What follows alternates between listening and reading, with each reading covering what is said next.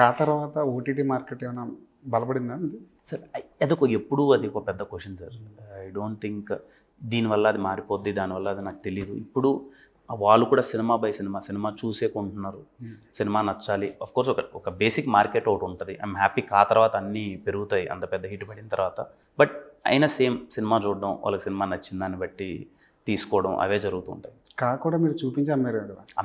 తప్పట్లేదు sir, cinema చూపించాలి, చూపిస్తే కానీ వాళ్ళు తీసుకోవట్లేదు. అది కంప్లీట్ కాపీ అడుగుతున్నారు. మనకేమో ఫైనల్ కాపీ రిలీజ్ 10 రోజుల ముందు అయితే కానీ తేలదు.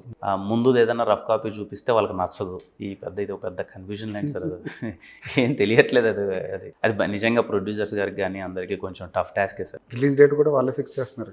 అంతే కదా సార్. ఇప్పుడు ఇంకా 10 రోజుల ముందు ఫర్ ఎగ్జాంపుల్ ఓటీటీ నాకు వద్దు అన్నారు అనుకోండి సార్, డేట్ మార్చాలి. ఈ డేట్ మారిస్తే ఇది పోతుంది, అది మళ్ళీ వాళ్ళు గ్యారంటీగా తీసుకుంటారంటే ఏంటో తెలియదు. అది ఒక పెద్ద టఫ్ టాస్క్ లానే ఉంది సార్.